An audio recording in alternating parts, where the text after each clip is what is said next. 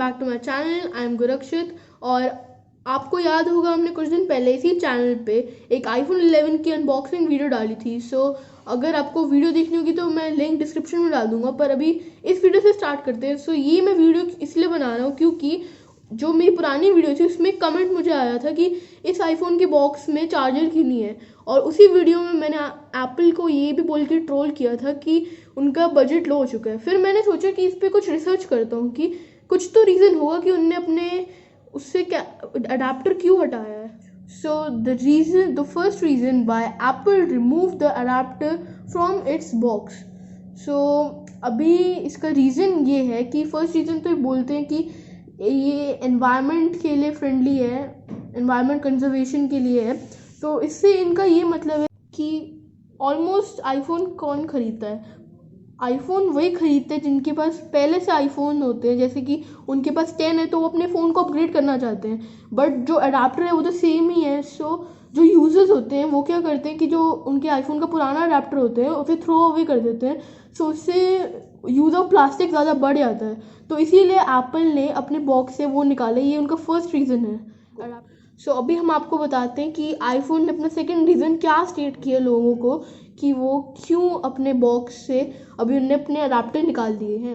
सो जो second reason iPhone दे रहे हैं वो है कि वो वायरलेस चार्जिंग को प्रमोट करना चाहते हैं। वो उसे पहले ही लॉन्च कर चुके हैं वायरलेस चार्जर को, बट अभी तक कोई इसे यूज़ ही नहीं कर रहा था।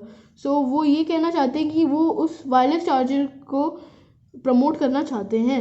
ये उनका सेकंड रीज़न था। सो चलो अभी मैं आपको इसी का एक एग्जांपल देता हूँ एक और। सो जैसे कि आपको याद होगा, अगर आपको याद होगा मैं आपको दोबारा बता देता हूँ कि 2016 में जब एप्पल ने एयरपॉड्स लॉन्च किए थे, उसी के साथ में जब आईफोन 7 लॉन्च हुआ था तो उससे उनने ऑडियो जैक निकाल दिया था। अब बहुत सारी कंपनीज ने जैसे कि सैमसंग, MI, शाओमी, इनने उस पर आईफोन पे बहुत ज़्यादा मजाक उड़ाया था कि इनने ऑडियो जैक निकाल दिया और अलग से वो एयरपॉड्स बेच रहे थे। बट बाद में उन्हीं कंपनीज ने सेम काम खुद भी किया। जैसे कि शाओमी ने अपने खुद के एयरपॉड्स बनाए, सैमसंग ने भी बनाए, और वो उसी बात से एप्पल को ही कॉपी कर रही हैं।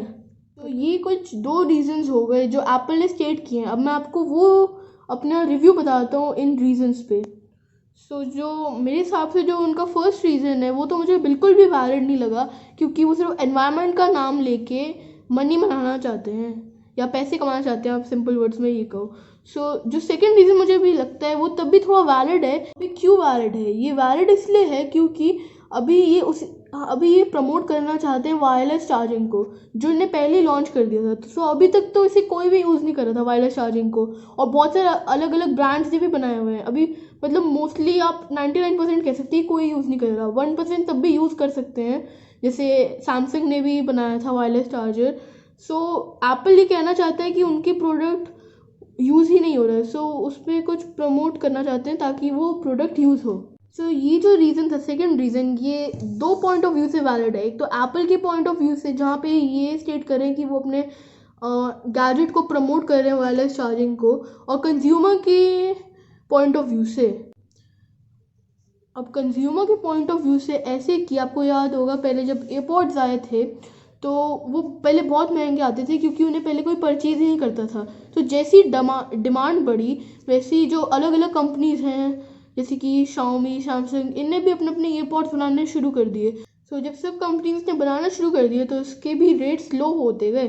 सो वैसे ही हमें लगता है कि same fluctuation of rate wireless charging में भी आ सकती है।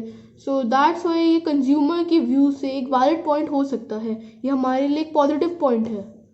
सो जब कंज्यूमर मार्केट में जाएंगे और अडाप्टर लेने के लिए जब वो मार्केट में जाएंगे और वो देखेंगे कि कंपैरिजन के लिए उधर एक और अडाप्टर के साथ एक और वायरलेस चार्जर भी होगा, सो वो ये सोचेंगे कि ओनली मतलब जो अडाप्टर आता है वो 1500 का कॉस्ट करेगा उन्हें, और जो वायरलेस चार्जर होगा वो उन्हें 4000 तक का कॉस्ट करेगा। तो जो अभी 80,000 तक के रेंज के फ़ोन ले सकता है वो 4000 के वायरलेस चार्जर क्यों नहीं अफोर्ड कर सकता।